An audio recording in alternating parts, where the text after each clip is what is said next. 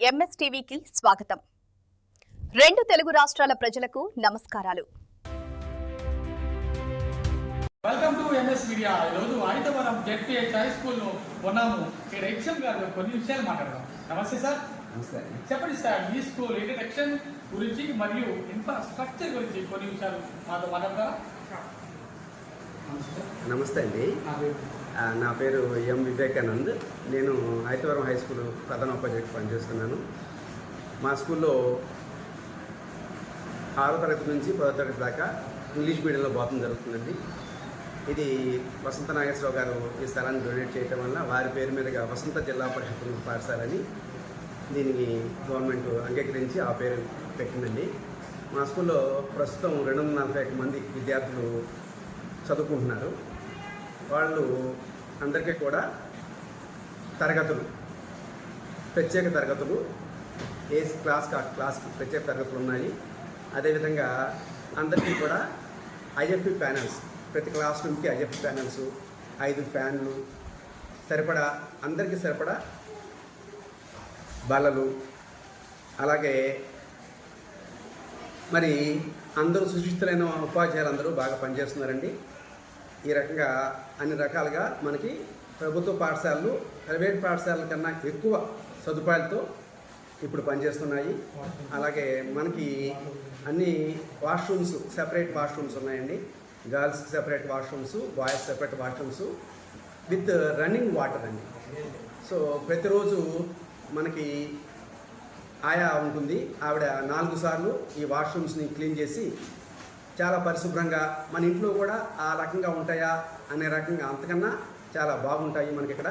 So విద్యార్థులు ఏ అసౌకర్యం గురి కాకుండా ప్రభుత్వ పాఠశాలలో చదువుకోవడం కోసం ప్రభుత్వం మనకి అన్ని రకాల సదుపాయాలను ఏర్పాటు చేసింది. ఓకే సార్, మీరు విద్యార్థులను ఏ విధంగా తయారు చేస్తున్నారు, విద్యను ఏ విధంగా బోధిస్తున్నారు, బోధించే మెథడ్స్ ఏమైనా ఉన్నాయా, మీరు ఒత్తిడి ఉన్న విద్యను బోధిస్తున్నారు? అందరికీ మనం విద్యార్థులందరికీ కూడా విద్యాబోధన చాలా బాగా చేస్తున్నామండి. ప్రతి క్లాసులోనూ ఐఎఫ్ ప్యాన్ ఉంది.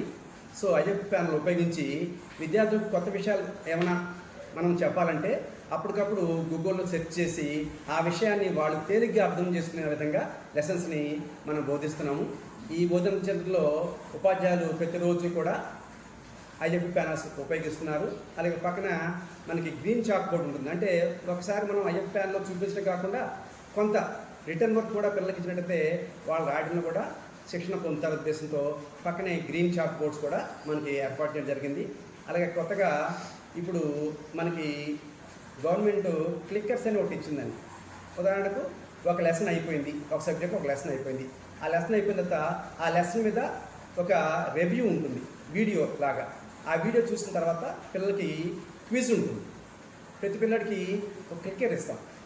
ఆ క్విజ్ డిస్ప్లే అయినప్పుడు పిల్లలు వాడికి తోచిన ఆన్సర్, ఏబిసి 4 ఆప్షన్లు అనుకోండి, 4 ఆప్షన్లో ఏ అనే ఆన్సర్ కరెక్ట్ అనుకున్నాడు అనుకోండి, వాడు ఏ నొక్కుతారు, లేదా కొంతమంది సి అనుకోవచ్చు. ఈ రకంగా వాళ్ళు నొక్కినప్పుడు వెంటనే మనకి ఎవాల్యుయేషన్ ఒక 2 నిమిషాల్లోనే అందరి విద్యార్థులు ఏ రకమైనగా అర్థం చేసుకున్నారు, ఆ పాఠాన్ని ఏ రకంగా అర్థం చేసుకున్నారో మనం వెంటనే ఎవాల్యుయేట్ చేసుకుని అవసరమైతే తిరిగి మళ్ళీ ఒకసారి వాళ్ళకి ఆ లెసన్ని బోధించడానికి ఉపాధ్యాయులకి అవకాశం ఉంటుంది.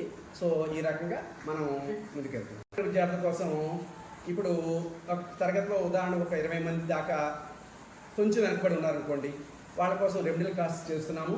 ప్రతి సబ్జెక్ట్ టీచర్ కూడా వాళ్ళని కూర్చోబెట్టుకుని ముఖ్యంగా లాంగ్వేజెస్ వాళ్ళని చదవటం, రాయటం, పదాలు ఉచ్చరించటం, అలాగే ఇంగ్లీష్లో కొన్ని వర్డ్స్ని, అలాగే పారాగ్రాఫ్ని చదవటం.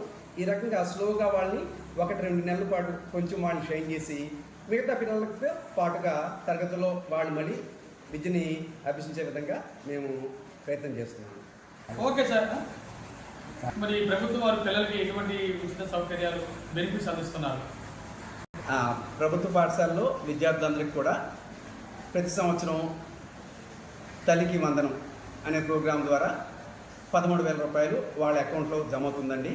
వాళ్ళకి ముఖ్యంగా ఫస్ట్ తీసుకున్న క్రైటీరియా ఏంటంటే అటెండెన్స్ క్రైటీరియా తీసుకుంటున్నారండి. సో అది ఎందుకు పెట్టారంటే విద్యార్థి పాఠశాలకు రోజు వచ్చేస్తే వాడు విద్య అభ్యసించడం చాలా తేలికవుతుంది. రెగ్యులర్గా పాఠశాల రావడం వల్ల విద్యార్థులు చదువులో ముందుకెళ్తామనే ఉద్దేశంతో గవర్నమెంట్ పెట్టిన స్కీము. దానివల్ల పేద పిల్లలందరూ కూడా ఎంతో రకంగా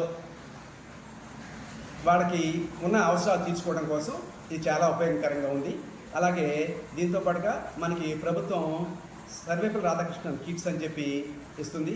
దీంతో మనము వాళ్ళకి అవసరమైన టెక్స్ట్ బుక్స్, నోట్బుక్స్లో కూడా white, single rules, broad rules, graph, అలాగే 6th క్లాస్ వాళ్ళకి డిక్షనరీ అడిషనల్గా, దీంతో పాటుగా యూనిఫామ్ 3 జతల యూనిఫామ్ ఇస్తుంది. యూనిఫాము మనకి వాళ్ళు స్టిచ్ చేయించుకోవాలి, ఎందుకంటే మరి సైజుని కరెక్ట్గా మనం పిల్లల సైజుని కరెక్ట్గా మెజర్ చేయలేం కాబట్టి వాళ్ళకి 3 జతల ప్రతి ఒక్కరికి 3 జతల యూనిఫామ్స్, ఆ రకంగా ఒక బ్యాగ్, దాంతోపాటుగా బెల్టు, షూసు, సాక్స్ అన్నీ ప్రొవైడ్ చేస్తుంది.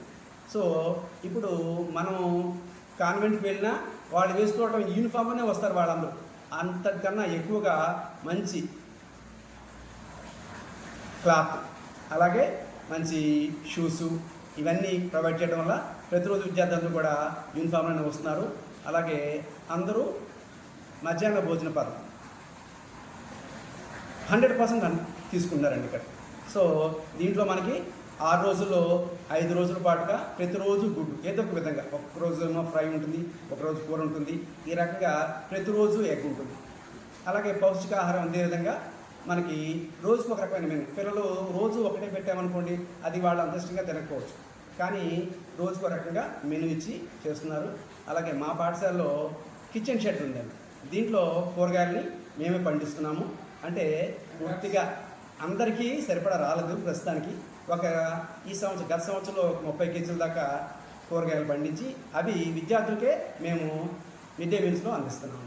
ఆ రకంగా ఇప్పటి వరకు అయితే వరకు హై స్కూల్ హెచ్ఎం గారు చాలా చక్కగా చెప్పారు.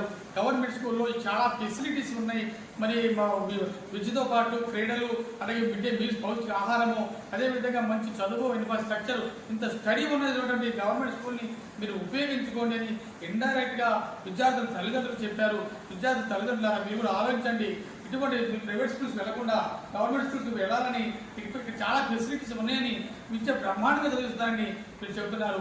మీరు కూడా కష్టపడి రావాలని కోరుకుంటున్నాం. అదేవిధంగా ఇంతటి క్రమశిక్షణని హై స్కూల్ని ఒక ఉన్నత స్థాయిలో తీసుకున్నటువంటి హెచ్ఎం గారికి congratulations sir. Welcome MS media, ప్రతి చోట ప్రజల మాట.